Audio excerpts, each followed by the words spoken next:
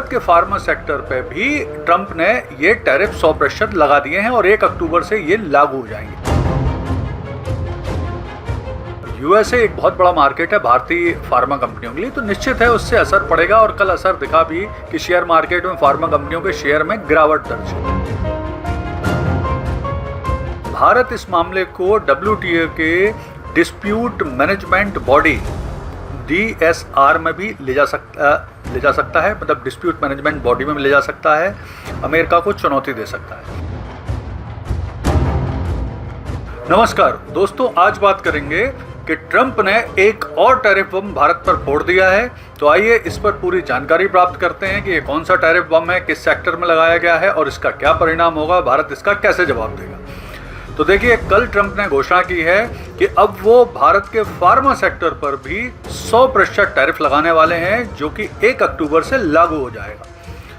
तो अब तक क्या है, जैसा आपको पता है कि 25% भारत पर रेसिप्रोकल टैरिफ लगे थे, 25% ऑयल जो हम रशिया से ले रहे थे उसके कारण पेनल्टी टैरिफ लगे थे, तो 50% टैरिफ ऑलरेडी लगे थे। लेकिन भारत का फार्मा सेक्टर और कुछ और सेक्टर को इससे छूट मिली हुई थी। लेकिन अब भारत के फार्मा सेक्टर पे भी ट्रंप ने ये टैरिफ 100% लगा दिए हैं और 1 अक्टूबर से ये लागू हो जाएंगे। देखिए, बेसिकली यूएस का जो फार्मा मार्केट है वो भारतीय फार्मा कंपनियों के लिए एक बड़ा मार्केट है।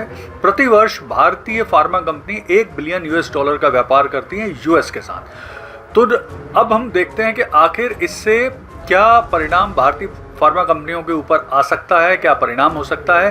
तो देखिए, पहली चीज़ तो ये है कि भारतीय फार्मा कंपनियों पर जो ये 100% टैरिफ लगाया है, इसमें कुछ थोड़ी सी कन्फ्यूज़न भी है। कन्फ्यूज़न ये है, अच्छा यहाँ पर मैं एक चीज़ बता दूं कि उन्होंने इस टैरिफ में एक छूट का भी ऐलान किया है कि वो फार्मा कंपनियां जो यूएस में अपना मैन्युफैक्चरिंग प्लांट लगा रही हैं या भविष्य में लगाने वाली हैं, उन्हें इस 100% टैरिफ से छूट मिलेगी, बाकी कंपनियों को देना पड़ेगा। तो अब देखिए, इसमें एक कन्फ्यूजन क्या है। कन्फ्यूजन ये है कि क्या ब्रांडेड जेनरिक दवाओं पर भी ये टैरिफ लगेगा, क्या कॉन्ट्रैक्ट मैन्युफैक्चरिंग ड्रग्स पर भी ये टैरिफ लगेगा, क्या API एक्टिव फार्मास्यूटिकल इंग्रेडिएंट पर भी ये टैरिफ लगेगा। तो इनको लेकर अभी थोड़ी सी कन्फ्यूजन है।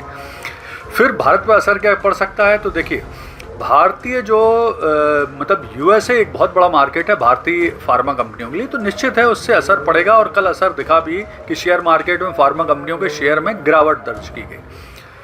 फिर अभी तक जेनरिक दवाएं, भारत बहुत बड़ी मात्रा में जेनरिक दवाएं निर्यात करता है अमेरिका को, तो निश्चित तौर पे भारतीय जो फार्मा कंपनी है, जेनरिक दवा मैन्युफैक्चरिंग कंपनी है, उनके जो लाभ है उसमें असर पड़ेगा।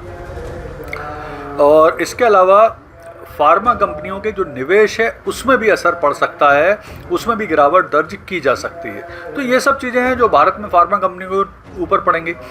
अब इसको हम थोड़ा सा देखते हैं WTO के नियम के अंतर्गत आखिर ये जो ट्रंप ने घोषणा की है 100% टैरिफ की, इसको कैसे देखा जा सकता है। तो देखिए, इसमें सबसे बड़ी चीज़ है कि WTO के नियम के अनुसार जो MFN होता है, मोस्ट फेवरेट नेशन का दर्जा होता है, जो देश एक दूसरे को देते हैं, उस दर्जे के हिसाब से कोई भी देश दूसरे देश में एक तरफा तरीके से भेदभावपूर्ण टैरिफ नहीं लगा सकता, जो कि गलत है। फिर भारत इस मामले को WTO के डिस्प्यूट मैनेजमेंट बॉडी DSR में भी ले जा सकता है, मतलब डिस्प्यूट मैनेजमेंट बॉडी में ले जा सकता है, अमेरिका को चुनौती दे सकता है। इसके अलावा एक और नियम है WTO का कि पेटेंट और ब्रांडेड दवाओं के व्यापार में बाधा डालना भी जिससे पूरी दुनिया में सस्ती दवाओं के बाजार में नुकसान हो, गलत है। तो वो भी उस से भी कारण भी भारत WTO में अमेरिका पर केस कर सकता है। इसके अलावा अमेरिका को क्या नुकसान होगा। तो देखिए, ऐसा नहीं कि इससे भारतीय फार्मा कंपनी को, भारतीय इकोनॉमी को या भारत को नुकसान होगा, अमेरिकन लोगों को भी इससे परेशानी आएगी। जैसे फिर अमेरिका में ये दवाएं महंगी बिकेंगी, चूँकि अभी तक सस्ती दैनिक दवाओं के कारण अमेरिका में दवाओं की कीमत सस्ती रहती है, तो वो महंगी हो जाएंगी। दूसरा है कि वहाँ पर इलाज महंगा होगा, क्योंकि दवाएं महंगी हैं तो इलाज महंगा हो जाएगा। फिर तीसरी चीज़ है कि वहाँ पर अधिकांश जो इलाज होता है वो हेल्थ इंश्योरेंस के बेस पे होता है, तो चूँकि दवाएं महंगी होंगी तो हेल्थ इंश्योरेंस भी महंगा होगा, यानी अमेरिकन लोगों को भी इसकी तकलीफ झेलना पड़ेगी। फिर अब भारत क्या कर सकता है? तो देखिए, भारत बेसिकली इस मामले को WTO में ले जा सकता है, अमेरिका के साथ कूटनीतिक तौर पर डिस्कशन कर सकता है, लॉबिंग कर सकता है, अमेरिका में इससे संबंधित कुछ आर्टिकल पब्लिश करा सकता है। फिर इसके बाद ये है कि WTO की विभिन्न संधियों का सहारा लेकर भी अमेरिका पर केस वगैरह कर सकता है। भारतीय फार्मा कंपनी भी बहुत सारे केस कर सकती हैं अमेरिकन कंपनियों के खिलाफ या अमेरिका सरकार के खिलाफ अमेरिकन कोर्टों में। तो ऐसी कई स्थितियां हैं जो की जा सकती हैं। लेकिन जो इस टैरिफ को लगाने के पीछे जो ट्रंप का उद्देश्य है वो बेसिकली वो इंडियन इकोनॉमी को हर्ट करना चाहते हैं, इंडिया को नुकसान पहुंचाना चाहते हैं, क्योंकि जैसा कि उनकी समस्या है इस समय वो भारत के साथ अपने संबंधों को बड़ा व्यक्तिगत स्तर पर लिए हुए हैं। ऑपरेशन सिंदूर के बाद मना करने के पश्चात जब भारत ने मना कर दिया था, उनकी कोई भूमिका नहीं है, तब से उनने इसको बड़ा व्यक्तिगत तौर पर लिया हुआ है, अपने अहम पे लिया हुआ है। और ऐसा कोई भी मौका जिससे भारतीय इकोनॉमी को, भारत को नुकसान पहुंचाया जा सकता है वो लगातार कर रहे हैं। जैसे कल उन्होंने आसिफ मुनीर और शहबाज शरीफ से मुलाकात की, पाकिस्तान के प्रधानमंत्री और सेना प्रमुख।